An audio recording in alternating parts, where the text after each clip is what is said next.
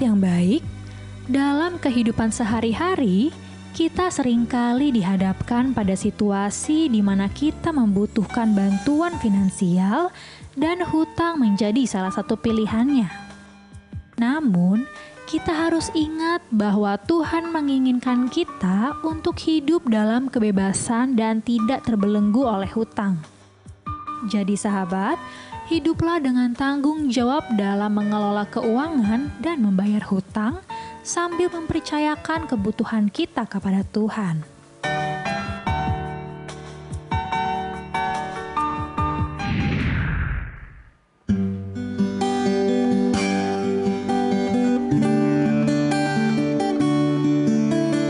Hatiku tenang berada dekatmu, Kaulah jawaban hidupku. Hatiku tenang berada dekatmu, Kau yang pelihara hidupku.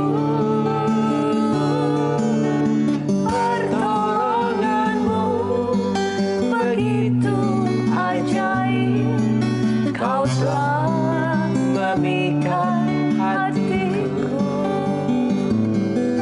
Di saat aku tak sanggup lagi, di situ tanganmu bekerja. Oh, pertolonganmu begitu ajaib, Kau telah memikat hatiku. Kini mataku tertuju padamu, ku rasakan kasih-Mu Tuhan. Kini mataku tertuju padamu, ku rasakan kasih-Mu Tuhan.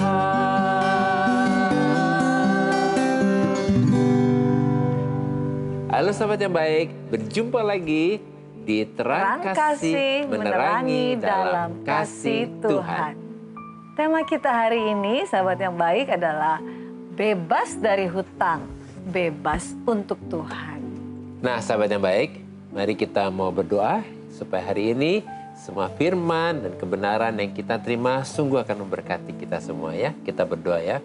Bapa, kami bersyukur Kau mengingatkan kepada kami supaya kami bebas dari hutang dan supaya kami benar-benar bebas bisa datang melayani-Mu dan menjadi berkat juga bagi orang lain. Dan hari ini kami berdoa biarlah melalui firman Tuhan ini kami membuka hati kami supaya setiap kebenaran firman Tuhan yang kami terima ini sungguh menyembuhkan, memulihkan dan membebaskan kami. Di dalam nama Yesus kami berdoa. Amin. Amin. Sebelum kita membahas renungan untuk hari ini, mari kita mau katakan apa kata Tuhan tentang diri kita. Bahwa saya spesial di mata Tuhan. Saya berharga di mata Tuhan. Saya sangat dikasihi Tuhan. Kehidupan saya dan masa depan saya bersama Tuhan adalah sungguh amat baik. Katakan amin. Amin. Sesuai dengan tema bahwa hari ini kita akan membahas tentang bebas dari hutang. Bebas untuk Tuhan. Mari kita saksikan video ini.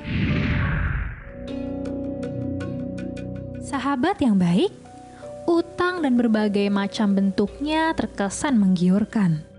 Bagi yang berusaha berutang bisa menjadi alat untuk memulai impian kita. Namun di sisi lain, hutang bisa sangat membebankan hingga dapat menimbulkan dosa lainnya. Hal ini terjadi pada seorang guru yang menilap tabungan siswanya hingga 100 juta demi membayar pinjolnya. Sungguh miris, di mana seseorang dengan profesi yang sungguh mulia malah merugikan siswanya sendiri.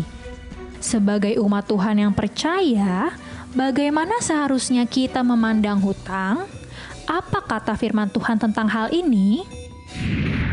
Wah, ini sangat disayangkan ya. Seorang guru SD yang seharusnya dihormati malah menggelapkan uang siswanya sendiri. sampai jumlahnya 100 juta rupiah. 100 juta. Waduh, banyak sekali Iya. ya. Hanya demi apa coba? Demi untuk melunasi hutang pinjolnya. Waduh, sangat memprihatinkan sekali ya. Hangat sekali. Nah, Iya. ya ini semua perilaku negatif yang muncul akibat hutang pinjol. Iya. Ya, jadi akibat hutang pinjol Iya, ini ya. jadi perilakunya jadi seperti itu. Iya, karena sudah kepepet itu ya. Orang ini sudah kepepet ya, Iya, guru iya. ini sudah kepepet. Akhirnya guru ini melakukan jalan pintas. Iya. Sehingga oleh tindakannya, maka ia merusak citra guru. Iya, dia Citra benar seorang. sekali ya. Orang kalau udah kepepet tuh jadi gitu, jalan pintas. Dan dia tidak menyadari lagi bahwa ini seorang guru loh yang Iya. dihormati seperti Iya. itu. Nah, sahabat yang baik, mari kita mau lihat apa kata firman Tuhan tentang bebas dari hutang, bebas untuk Tuhan. Kita akan lihat ya dari Amsal 22 ayat yang ke-7. Demikian firman Tuhan. Orang kaya menguasai orang miskin. Yang berhutang menjadi budak dari yang menghutangi. Ya, firman Tuhan mengatakan dengan sangat jelas bahwa ketika kita berhutang atau meminjam uang dengan bunga, maka kita menjadi budak dari orang yang menghutangi kita. Di mana kata budak itu dalam bahasa Ibrani yaitu ebed, artinya kita menjadi hamba dan pelayan dari orang yang menghutangi kita. Jadi ketika kita berhutang, maka kita sedang memilih, bahkan memutuskan dan membuka pintu untuk orang yang menghutangi kita. Jadinya apa? Menguasai kita, memerintah atas kita, mengendalikan kita, dan mengontrol kehidupan kita. Sehingga kita menjadi budak, hamba, dan pelayan bagi orang yang menghutangi kita. Nah, akibatnya tanpa kita sadari, di dalam kehidupan kita, kita menjadi tidak bebas. Iya, betul. Kita tertawan, dan pada akhirnya kita akan menjadi orang yang hidupnya tidak bisa fokus kepada Tuhan. Iya. Dan tidak bisa melayani Tuhan. Tetapi fokusnya kita kepada uang, hutang, dan melayani orang yang menghutangi kita atau kreditor itu tadi. Apabila kita tidak mampu menyelesaikan hutang ini, maka kita akan menjalani siklus hidup yang menggali lubang, menutup lubang. Gitu. Jadi terus gali lubang, iya. tutup lubang ya. Dan sebetulnya ini seperti apa? Mencari jalan pintas. Betul. Yang tidak menyelesaikan tentunya. Akibatnya kita akan hidup dalam ketakutan, khawatir, stres, dan tertekan. Sehingga kerohanian kita dan iman kita kepada Tuhan akan semakin menurun dan semakin jauh dari Tuhan. Ya. Nah, oleh karena itu kita harus memutus siklus Iya. hutang ini. Yaitu kita datang kepada Tuhan. Kita bertobat, berhenti memakai jalan pintas itu tadi. Dan berhenti mengandalkan kekuatan kita sendiri. Juga berhenti mengandalkan manusia. Kemudian kita minta hikmat kepada Tuhan. Dan kita mengandalkan Tuhan dan mulai melunasi hutang-hutang kita ya. Amin. Nah, ini benar Itu banget perlu ya. sekali. Kita harus memutus siklus ini ya, kita melunasi hutang-hutang Iya. itu bertanggung jawab ya. Nah, sahabat yang baik, mari kita lihat apa kata firman selanjutnya ya tentang bebas dari hutang, bebas untuk Tuhan ini ya. Kita akan lihat dari Mazmur 37 ayat yang ke-21. Orang fasik meminjam dan tidak membayar kembali. Tetapi orang benar adalah pengasih dan pemurah. Wow, firman Tuhan mengatakan bahwa orang fasik ya, Iya. atau orang yang jahat adalah orang yang meminjam uang dan tidak membayarkan kembali. Jadi mereka itu mengingkari janjinya. Sebaliknya, orang yang benar adalah orang yang baik, yang pengasih dan pemurah. Mereka itu akan mengembalikan apa yang telah menjadi hutangnya. Nah, ini penting banget nih. Orang yang mengembalikan hutangnya itu adalah orang yang benar, yang Iya. bertanggung jawab seperti itu. Iya, ya. Nah, betul. oleh karena itu supaya kita hidup benar dan menjadi orang yang dikenal baik, maka kita harus dapat mengelola keuangan kita dengan benar dan mengatur prioritas hidup kita dengan benar. Sebab hidup dalam kerajaan Allah adalah hidup dalam kebenaran, damai sejahtera, dan sukacita. Amin ya. Dalam kerajaan Allah, hidup benar itu lebih tinggi nilainya daripada uang. Sedangkan bagi dunia ini, Iya. uang lebih tinggi daripada hidup benar. Sebab tidak seorang pun yang dapat mengabdi kepada dua tuan. Kita tidak dapat mengabdi kepada Tuhan dan juga kepada Mamon. Karena di mana hartamu berada, disitulah juga hatimu berada. Jadi masalah uang dan hutang adalah masalah hati. Ya. Ingat ya, ini semua adalah masalah hati. Apabila Tuhan yang menjadi harta kita, maka hati kita akan terpaut pada Tuhan. Sebaliknya, apabila uang yang menjadi harta kita, maka hati kita akan terpaut pada uang. Dan akar dari segala kejahatan adalah cinta uang. Iya, akar segala kejahatan cinta uang. Ya, oleh karena itu supaya kita dapat memutus siklus hutang ini, kita harus bertobat dan mengikatkan hati kita kepada Tuhan. Sehingga kita diberi kasih karunia untuk berhenti berhutang, berhenti mencari jalan pintas, dan mulai melangkah dengan iman untuk hidup benar, mengelola keuangan dengan bijaksana, dan segera melunasi hutang. Nah, sahabat yang baik, ini ada beberapa DM yang masuk. Satu di antaranya kita akan baca ya, dari Mariana Sihombing. Shalom Pak Agus dan Bu Mala. Shalom juga ya Mariana ya. Tolong doakan, suami saya sempat kecanduan judi online. Hingga saat ini ia harus terjerat pinjol. Saya sangat pusing, bagaimana lagi untuk mencari uang. Suami saya pemalas, saya kasihan dengan anak-anak. Apakah Tuhan meninggalkan saya? Terima kasih, mohon doanya Pak Agus dan Bu Mala. Shalom Bu Mariana, percayalah bahwa Tuhan itu ada di dalam situasi ya, betul. Yang dialami oleh Ibu Mariana ya. Dan Tuhan itu juga berkuasa untuk menghentikan semua pekerjaan iblis atas suami Bu Mariana. Oleh karena itu saat ini Bu Mariana serahkan ini semua masalah ini kepada Tuhan dengan apa? Dengan banyak bersyukur bahwa Tuhan ada dalam situasi ini dan terus perkatakan bahwa janji-janji Tuhan bahwa tidak ada yang mustahil atau yang sukar bagi Tuhan untuk membuat suami daripada Ibu Mariana ini bertobat dan berubah. Nah, di dalam Yeremia 32 ayat 27 dikatakan demikian. Sesungguhnya akulah Tuhan Allah segala makhluk.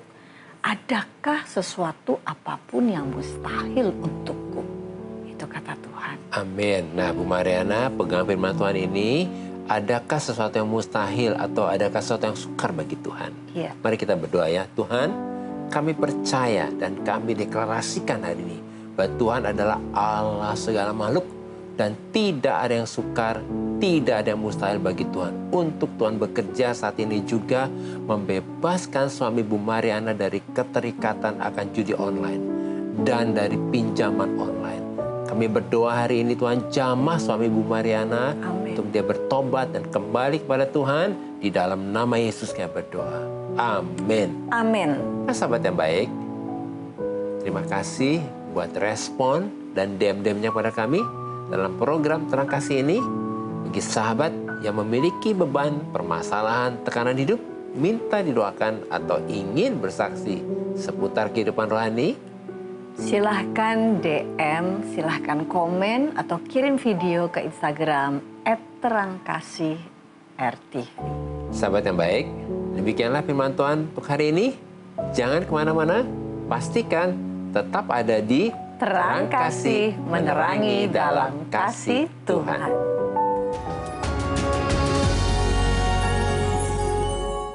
Halo sahabat yang baik, kembali bersama kami di Terang Kasih menerangi dalam kasih Tuhan. Mari kita kembali diingatkan sesuai dengan renungan kita. Hal-hal apa nih yang perlu kita ingat supaya kita bebas dari hutang, bebas untuk Tuhan? Pertama, firman Tuhan mengatakan bahwa ketika kita berhutang atau meminjam uang dengan bunga, maka kita ini menjadi budak dari orang yang menghutangi kita. Sehingga hidup kita tidak bisa bebas untuk Tuhan. Oleh karena itu kita harus selalu mengandalkan Tuhan, bukan mengandalkan uang. Kedua, firman Tuhan mengatakan bahwa orang jahat adalah orang yang meminjam uang dan tidak membayarkan kembali. Tetapi orang yang baik adalah orang yang mengembalikan apa yang menjadi hutangnya, supaya hidup kita bebas untuk Tuhan. Oleh karena itu, kita harus bijaksana dalam mengelola keuangan. Nah, sahabat yang baik, kalau saat ini engkau ingin bertobat, berubah dan meninggalkan semua kehidupan yang lama, mari datang kepada Tuhan dan serahkan hidupmu semua kepada Tuhan. Mari kita berdoa. Bapa di surga, kami mau bertobat. Kami mau berhenti untuk mencari jalan pintas, berhenti untuk berhutang dan mengandalkan uang. Dan juga tidak mau mengandalkan manusia. Kami berhenti untuk fokus kepada uang, menggali lubang dan menutup lubang. Kami mau membuka hati kami untuk menerima Yesus sebagai Tuhan dan Juru Selamat kami. Kami membuka hati kami dan mempersilahkan Roh Kudus untuk memimpin hidup kami, supaya kami diberi hikmat, diberi kemampuan dan kekuatan untuk kami dapat mengelola keuangan kami dengan bijaksana dan melunasi hutang-hutang kami. Sebab kami percaya bahwa bagi Tuhan tidak ada yang mustahil. Dalam nama Yesus. Amin. Terima kasih, sahabat yang baik, sudah setia menyaksikan program Terang Kasih Menerangi dalam Kasih Tuhan. Sampai jumpa kembali di episode selanjutnya. Tuhan memberkati.